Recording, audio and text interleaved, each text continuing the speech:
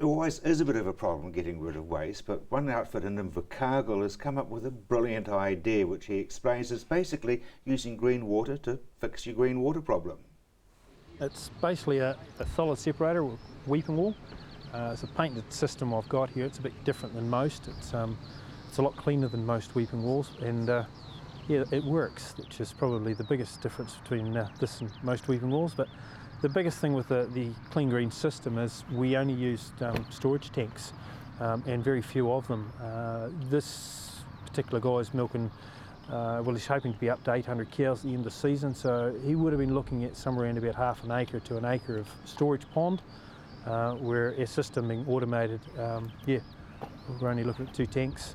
So he hasn't got a huge infrastructure of ponds and liquid and rainwater catchment areas, and yeah, it's all automated. So explain the process from start to finish. Yep, start to finish. Basically, your effluent from the cow shed comes down. It comes through a pipe, which is at the moment out into the right-hand tank there. As that fills up, the solids are kept behind and retained. The liquid runs into the middle, which there's actually 2 ponds here. There's the right-hand pond, the left-hand pond, and in the middle is our pump chamber. So from there, it's pumped from the pump chamber up into our tanks. Our left-hand tank then is run for yard wash, because we were able to get green wash actually certified in New Zealand. So we use that for washing the yard, the external yards. So instead of doing 50 to 70 litres a cow, we're doing 18 to 20. So we're only putting 18 to 20 out in the paddock. So all we're actually worrying about dealing with each day is shed wash, vat wash, plant wash, rather than, you know, yard wash and everything else, because the yard wash is just recycled and it just comes back, goes through the whole system again. So all we're actually doing is dealing with the extra. So we've got very little to get out each day, so hence we don't need all the storage. And basically, it's recycling all the way through. Yeah, it's recycling. Looking at your 2 chambers here, I mean, there's birds walking across the top of it. It's got a crust. It's got a fairly good crust, yeah. Some of the bigger ponds we've done that are actually feeding off feed pads and standoff pads and that, they're pushing something a little bit more solid in. Yeah, you can basically walk across them, pull them up, they're full of worms. You get the odd bit of grass and grain growing in them, and you know, the roots are like this long. Yeah, you can get a very good solid product that, you know, very easy to dig out and spread across your paddock and swede paddock. You know, if you're planting any sort of spring crop, basically put it out. 'Cause a lot of organic nitrogen here, a lot of fertiliser base here still. Our particular weeping wall is about 25% cleaner than any other weeping wall that we know of at the moment. It's about 500 times cleaner than a solid separator, believe it or not. So what we're actually retaining is a lot more of that nutrient, because it's that last 25% where a lot of the nutrients actually running through into our liquid we're actually retaining.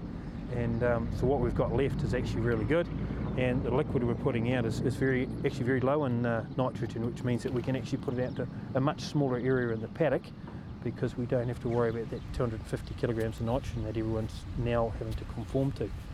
People are talking about putting it out through centre pivots, including this farm. Yes.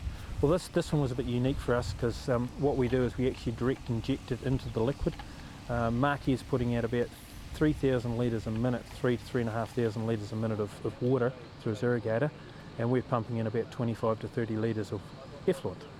So it's about less than 1% effluent. It's going to close down a lot of arguments about pollution and leaching and stuff. Yeah, but the amazing thing is, Mark says, it's quite amazing what you actually get as far as growth where the pivot is, compared to that outer fringes that are getting just straight water. And it does mix very well right through the irrigator, because right on the nozzle on the end you can actually still just see a faint green tinge. So it works very well. And again, you know, 220 days of irrigator running, and you never have to shift an irrigator, you never have to worry about your effluent. It's all automated, and it just goes out there for 220 days of the year, and you milk your cows, and that's what you do. I mean, even as far as the yard wash goes, when you finish milking your cows, you wash the inside of the shed, everything else is done. So the time saving with it is just phenomenal, the cost saving is phenomenal. Our pumps here are so small compared to conventional systems. We've got no big solid separators, we've got no stirrers, we've got nothing like that. It's just It's just a nice wee pump that just pumps it out. Must stack up pretty well against big units which don't use your system. Oh, hugely.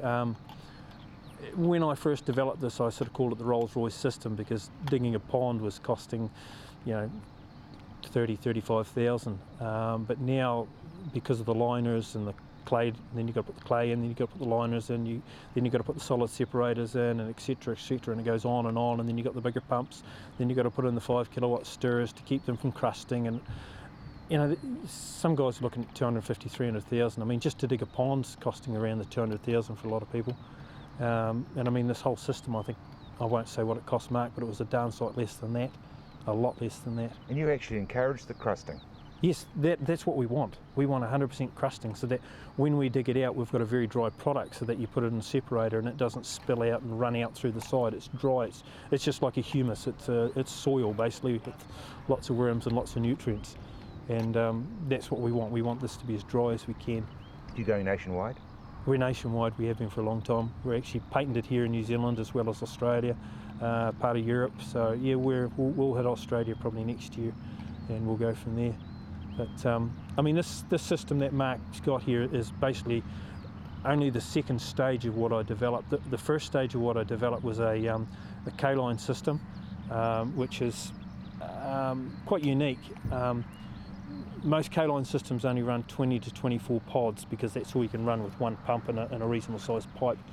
But what we developed is we'll have 200, 300 pods out in the paddock, and we'll only run 24 at any one time. So it'll run for 7 minutes, which means we're only putting out 1/4 mil, which is, if you understand 1/4 mil, it's about the thickness of your thumbnail.